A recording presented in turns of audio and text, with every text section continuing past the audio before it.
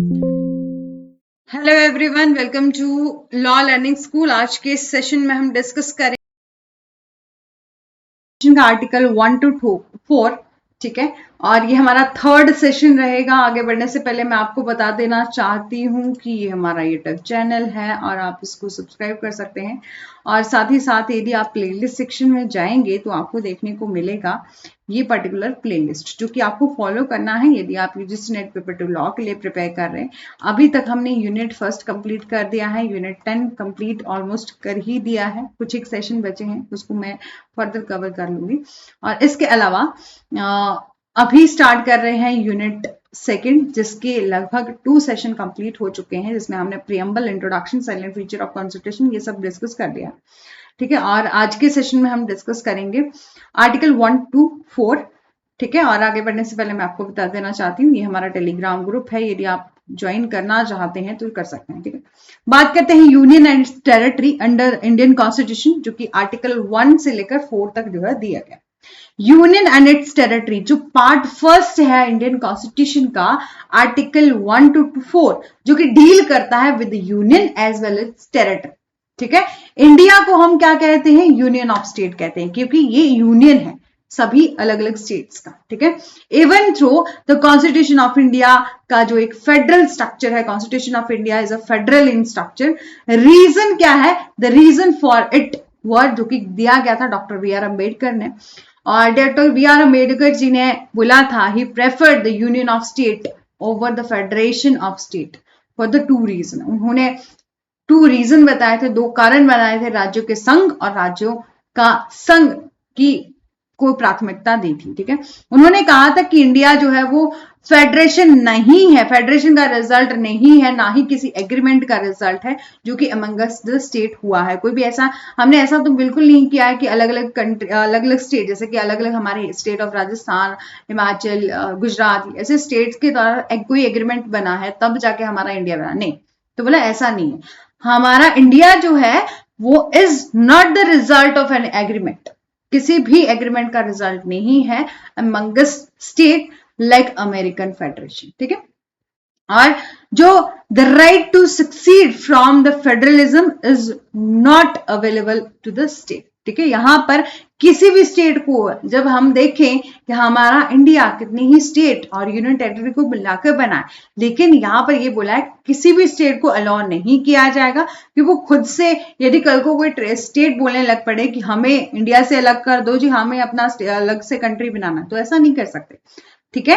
कि यहां जो यूनियन को महासंघ से किसी भी अलग राज्य को अलग होने की यहां पर अधिकार नहीं है, उसको इजाजत नहीं है, उसको राइट नहीं है कि वो अलग हो सके, ठीक है। बात करते हैं article first of the Indian constitution. जो आर्टिकल फर्स्ट है इंडियन कॉन्स्टिट्यूशन का, वो कहता है स्टेट दैट इंडिया, जिसको हम भारत कहते हैं, इंडिया यानी कि Bharat, shall be the union of state. ये क्या है? यूनियन ऑफ स्टेट है, ये डील करता है विद द 2 थिंग, ठीक है। क्या? The name of country and type of polity, ठीक है। आर्टिकल फर्स्ट सब क्लॉज 2 ये कहता है that all the state and territory must be specified in first schedule, की सारी के सारी स्टेट और टेरिटरी को स्पेसिफाइड किया गया फर्स्ट शेड्यूल ऑफ कॉन्स्टिट्यूशन, ठीक है। जो आर्टिकल फर्स्ट सब क्लॉज 3 है वो ये कहता है that state that the territory of India comprises, ठीक है। यहां पर ये बोला है कि भारत के क्षेत्र में जो है वो इसको शामिल किया गया है। क्या क्या शामिल किया है? टेरिटरी ऑफ स्टेट, ठीक है। भारत में जो है वो टेरिटरी, जितनी भी टेरिटरी ऑफ स्टेट है उसको जो है वो शामिल किया गया है। यूनियन टेरिटरी जो कि स्पेसिफाइड करी है फर्स्ट शेड्यूल में, ठीक है।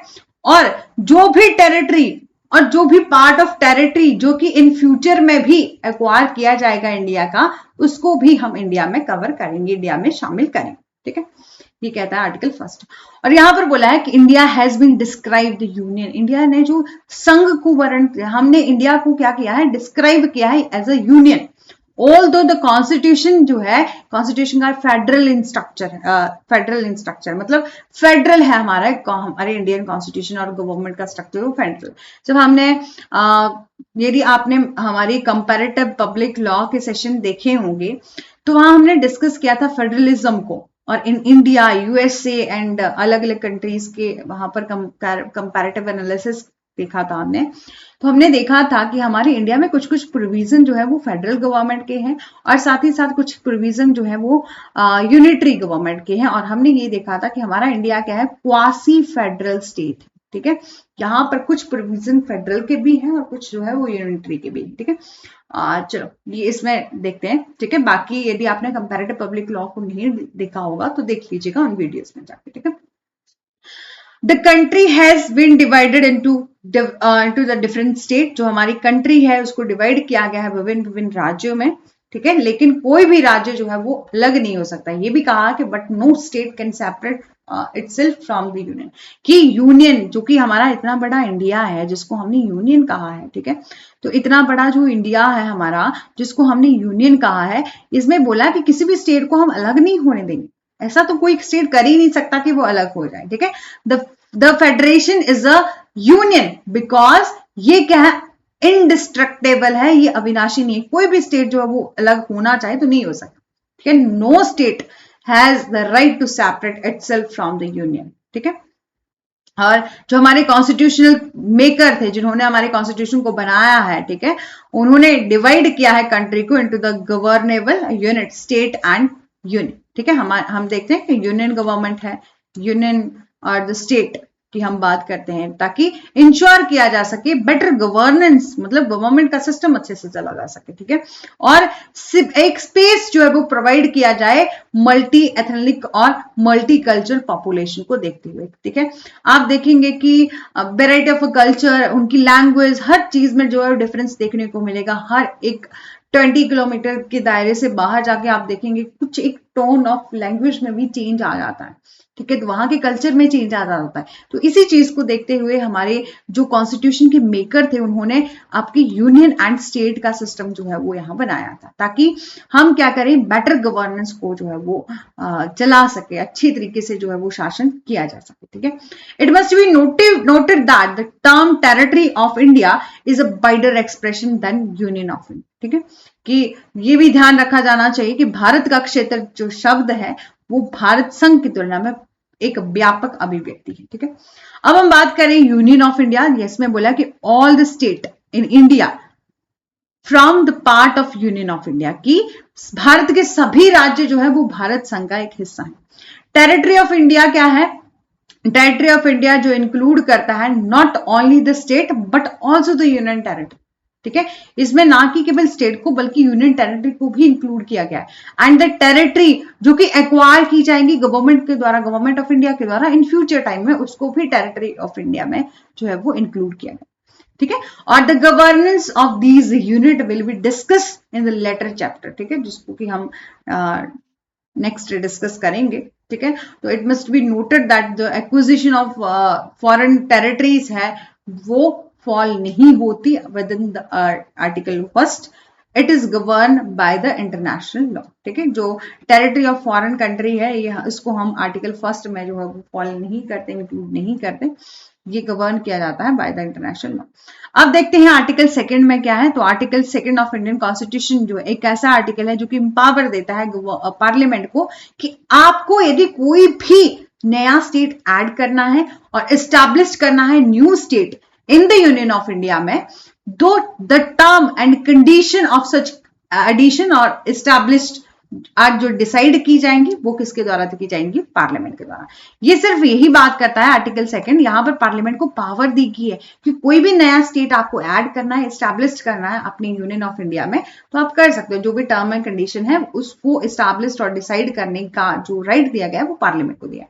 2 पावर दी गई है पार्लियामेंट को। फर्स्ट क्या है, पावर दी गई है कि आप एडमिट करोगे न्यू स्टेट को इन द यूनियन ऑफ इंडिया में, जैसे कि एडमिशन ऑफ स्टेट हो गया, जो कि मतलब ऐसे स्टेट जो कि ऑलरेडी इन यूनियन में है, ठीक है। तो आपको वहां पर पावर दी गई है कोई भी टर्म एंड कंडीशन बनाने की, ठीक है। फिर बोला पावर टू एस्टैब्लिश, यदि आपको पावर दी गई कि आप एस्टैब्लिश करना चाहते हो नया स्टेट और state which were not in existence before, ठीक है, कि जो कि पहले से अस्तित्व में नहीं भी था और उसको आप यदि एस्टैब्लिश करना चाहते तो वो भी पावर किसको दी है, पार्लियामेंट को दी है। आर्टिकल 2A बात करता था सिक्किम की, ठीक है, जो कि अभी रिपील हो चुका है, इसको हम नहीं पढ़ेंगे, लेकिन आपको 2A याद रख लीजिएगा जो कि पहले था सिक्किम से जो है वो डील करेगा।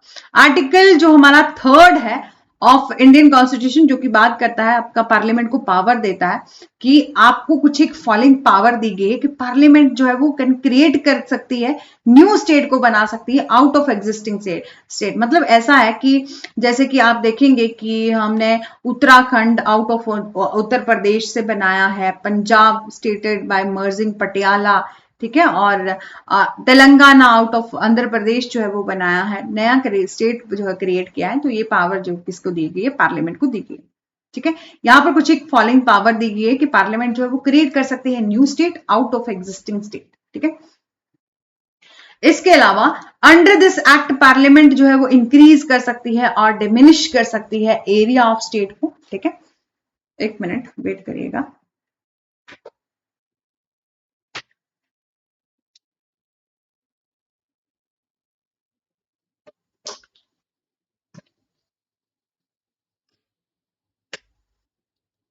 ठीक है, कि अंडर दिस एक्ट में ये इस आर्टिकल में ये बोला गया है कि पार्लियामेंट जो है वो इंक्रीज कर सकती है, डिमिनिश कर सकती है the area of any state. Parliament alter कर सकती है किसी भी स्टेट बाउंड्री को, उसको ऑल्टर करना होगा तब भी वो, यहां पर पार्लियामेंट को पावर दी गई।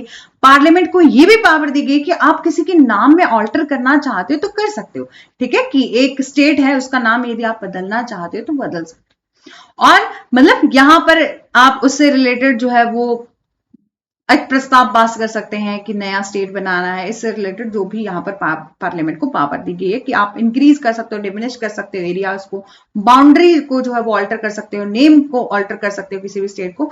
और बोले द पावर कन्फर की गई है पार्लियामेंट को कि आप नया स्टेट जो है वो फॉर्म कर सकते हो, यूनियन टेरिटरी, जो कि इंक्लूड करता है power of unit, a part of any state और union territory to any other state और union territory for the formation of new state, ठीक है।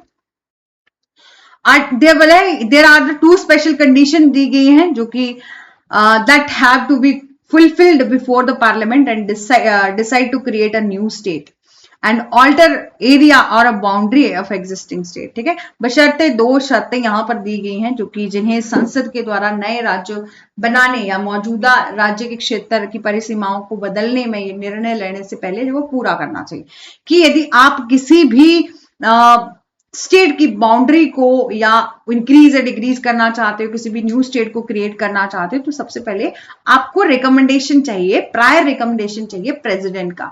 इस बिल को आप इंट्रोड्यूस तभी करोगे पार्लियामेंट में सबसे पहले आपको प्रेसिडेंट की रिकमेंडेशन चाहिए, ठीक है। फिर बोला कि आप स्टेट लेजिस्लेचर, जिस भी स्टेट को आप ऑल्टर करना चाहते हो, उसके एरिया को, इसके नेम को, मतलब उस स्टेट के नेम को चेंज करना चाहते हो, तो भी वहां प्रेसिडेंट जो है वो before recommending the bill in a parliament, ठीक है, प्रेसिडेंट की असेंट मिल गई। और जब पार्लियामेंट में आपको वो बिल पेश करना है उससे पहले आपको क्या करना पड़ेगा, कंसर्न करना पड़ेगा स्टेट लेजिस्लेचर से, ठीक है। और ये भी बोला है कि यहाँ बहुत ही लिमिटेड पावर दी गई है स्टेट लेजिस्लेचर को कि इन केस ऑफ बिल, ठीक है, यदि वो उसको नहीं भी मानती है स्टेट लेजिस्लेचर, उसका जो है वो असेंट नहीं भी देता है, तब भी नॉन बाइंडिंग है। यहाँ पर बोला है कि नॉन बाइंडिंग स्टेट का पॉइंट ऑफ व्यू जो है वो नॉन बाइंडिंग है, यदि वो नहीं अपना पॉइंट असेंट देती है, स्टेट लेजिस्लेचर नहीं मानती है, तब भी प्रेसिडेंट के पास यहाँ पर पावर है कि और पार्लियामेंट जो है वो चूज कर सकती है, वो इग्नोर भी करना चाहे स्टेट सजेशन को तो कर सकती है, ठीक है। मतलब सबसे ज्यादा तो पावर किसको दी है, पार्लियामेंट को ही दी गई, ठीक है। और फिर बोला no reference for the new change, if new changes are made, यदि आपको न्यू चेंजेस करने हैं इन बिल में तो इट इज नेसेसरी कि जो भी आप चेंजेस कर रहे हो उसको आप रेफर करोगे उस बिल में और कंसर्न करोगे स्टेट के साथ दोबारा से, ठीक है। यदि वहां पर ऐसा होता है कि स्टेट लेजिस्लेचर ने अपने असेंट दिया, अपना जो भी सजेशन दिया वो नहीं बाइंडिंग लगा और पार्लियामेंट उसको दोबारा से चेंज करना चाहती है बिल को, तो कर सकती है, लेकिन वो दोबारा से उस चेंज बिल के साथ जो है दोबारा से अगेन स्टेट का पॉइंट ऑफ व्यू जानने की कोशिश करेंगे, ठीक है। और provision in case of the union territory, यदि हम बात करें यूनियन टेरिटरी के, यदि आप किसी भी तरह के में कोई चेंज करना चाहते हो तो यहाँ पर बोला है कि यदि आपको किसी भी यूनियन टेरिटरी इससे रिलेटेड कोई भी ऑल्टर, इंक्रीज, डिक्रीज करना है किसी एरिया को, तो यहाँ पर कोई भी नीड नहीं है to be made to legislature और for its view on bill, ठीक है, कि यहाँ पर किसी की भी कंसेंट जो है वो नहीं ली जाती, किसी की भी, ठीक है। अब बात करें फंडामेंटल डिफरेंस क्या है between the provision of article 2 and article 3, तो there is a fundamental difference देखने को आपको मिलता है आर्टिकल 2 और 3 का। देखो कि हमने अभी आर्टिकल 2 में डिस्कस किया और 3 में डिस्कस किया, आपको ऐसे लगा होगा कि यहाँ आर्टिकल 2 में भी तो पावर ही दी गई थी पार्लियामेंट को, आर्टिकल 3 में भी पावर ही दी गई, लेकिन कुछ एक लिमिटेड पावर, अलग अलग पावर बताई गई, मतलब कुछ एक सेम है, लेकिन यहां पर बोला है कि इवन दोनों ही आर्टिकल क्या करते हैं, रिलेटेड है क्रिएटिंग स्टेट से, लेकिन आर्टिकल 2 जो है वो स्पेसिफिकली अबाउट बात करता है creating a new state from a territory which was not, ना ही तो होली और part the territory of any state whereas, ठीक है। यहां पर बोला है कि आर्टिकल 2 में एक ऐसे क्षेत्र से नए राज्य के निर्माण करने के बारे में विशिष्ट है जो कि पूरी तरह से या आंशिक रूप से किसी भी राज्य का क्षेत्र जो है वो नहीं था, ठीक है। मतलब आप इस तरह का स्टेट बना सकते हो जो कि पहले से हमारे इंडिया में किसी भी तरह का स्टेट नहीं था, तो आप जो है उसको स्टेट बना सकते हो। लेकिन आर्टिकल 3 में जो पार्लियामेंट को पावर दी गई है ना, वो काफी ज्यादा पावर दी गई है उसको, मतलब बहुत सारी पावर दी गई है कि आप किसी भी न्यू टेरिटरी को जो है वो किसी भी स्टेट की टेरिटरी को इंक्रीज कर सकते हो, डिक्रीज कर सकते हो। बोला है कि article 3 talks about the creating a new state from the territory which was not a state at the time of creation, ठीक है। It can be a new territory that has been acquired by the India, और ऐसी territory which was the union territory before, ठीक है, कि आप एक ऐसी टेरिटरी का भी स्टेट बना सकते हो जो कि पहले यूनियन टेरिटरी, ठीक है। और यहां पर यही बोला गया कि नया क्षेत्र हो सकता है जिसे भारत के द्वारा अधिकृत किया गया है, मतलब यहां पर आर्टिकल 3 में जो है वो काफी ज्यादा पावर दी गई। अब बात करें territorial integrity of state is not important and subject to the parliamentary legislation, it can be easily understood that the integrity of union of India is a more important है the territorial integrity of the constituent state, ठीक है। और for example के लिए यहां बोला है कि इन केस हम जब बात करें जम्मू एंड कश्मीर की, फॉर द बेटर गवर्नमेंट के लिए, मतलब एक अच्छा शासन वहां पर चल सके, इसलिए जरूरत थी वहां के लोगों को लद्दाख को द यूनिट टेरिटोरियल बाउंड्री और जम्मू एंड कश्मीर स्टेट को बना, मतलब स्टेट जम्मू एंड कश्मीर को हमने एक टेरिटरी और स्टेट के रूप में जो है वो परिवर्तित कर दिया, ठीक है, और उसको मॉडिफाई कर दिया, were modify to create a new union territory of Ladakh and state at dispensable but unity and integrity of India are not, ठीक है, ठीक है। आर्टिकल 4 ये बात करता है कि जो भी लॉ हमने आर्टिकल 2 में देखे, आर्टिकल 3 में जहां पर पावर दी गई है पार्लियामेंट को कि आप किसी भी तरह के किसी भी स्टेट के साथ कोई ऑल्टर करना हो, इंक्रीज डिक्रीज करना हो इस किसी के एरिया में, तो आपको पावर दी गई। यहां पर बोला कि लॉ जो कि बनाए जाएंगे अंडर आर्टिकल 2 और 3 प्रोवाइड करेंगे for the amendment of the first and 4th schedule में। यदि कोई नया लॉ भी, मतलब कोई नया स्टेट भी बनाया जा रहा है, तो वहां आर्टिकल जो हमारी फर्स्ट शेड्यूल है और एंड 4th शेड्यूल है एंड सप्लीमेंटल इंसिडेंटल और कॉन्सिक्वेंटल मैटर, तो there are the 2 part of this article, ठीक है। यहां पर बोला है कि इस अनुच्छेद के 2 भाग हैं। सबसे पहले तो बोला कि जो भी आप नया कुछ भी इंक्रीज डिक्रीज करोगे, नया लॉ मतलब कोई नया स्टेट बनाओगे, तो उसको अमेंड करोगे फर्स्ट शेड्यूल में जाके, ठीक है। और इसके अलावा 2 पार्ट दिए गए हैं आर्टिकल के, एनी लॉ जो कि कंटेन करता है किसी भी provision under article 2 and article 3 shall contain the provision for amendment of first schedule and 4th schedule, ठीक है। ये नेसेसरी है कि यदि आप कहीं भी कुछ चेंजेस करते हो तो आपको first schedule and 4th schedule में भी जो है वो अमेंड करना पड़ेगा, ठीक है। और सेकंड बोला कि no such law under this article shall be consider as amendment under article 368, और यदि आप किसी भी तरह का यहाँ पर नया लॉ बनाते हो और तो इस अनुच्छेद के तहत बनाई गई, मतलब इन आर्टिकल 1, आर्टिकल 2 और आर्टिकल 3 के दायरे में, आर्टिकल 2 और आर्टिकल 3 के तहत कोई ऐसा लॉ बनाया जा रहा है या कोई भी विधि बनाई जा रही है, तो उसको अनुच्छेद 368 के तहत संशोधन रूप से जो है वो नहीं माना जाएगा। ऐसा नहीं मानेंगे कि यहाँ पर अमेंडमेंट हुई है, ठीक है। और ये था हमारा सेशन, आर्टिकल 1 से लेकर 4 तक हमने बहुत डिटेल में डिस्कस कर लिया। I hope, thank you so much. और यदि आपको सेशन अच्छा लगा है तो अदरवाइज फिर से बता देना चाहती हूँ कि अभी तक हमने यूनिट फर्स्ट कंप्लीट कर लिया, तो आप यहाँ से देख लीजिएगा। इस पर्टिकुलर प्लेलिस्ट को ही आपको फॉलो करना है, बाहर कहीं नहीं जाना है। इसके अलावा यहाँ पर जो स्टार्ट करी है सीरीज उसको कंप्लीट करवाया जाएगा, ठीक है। तो आपको इसको फॉलो करना है, और ये हमारा टेलीग्राम ग्रुप है, यदि आप जुड़ना चाहते हैं तो जुड़ सकते हैं। Thank you so much. Do like, share and subscribe, press the bell icon for further notification. यदि आपको सेशन अच्छे लग रहे हैं तो आप अपने दोस्तों के साथ भी शेयर कर सकते हैं। Thank you.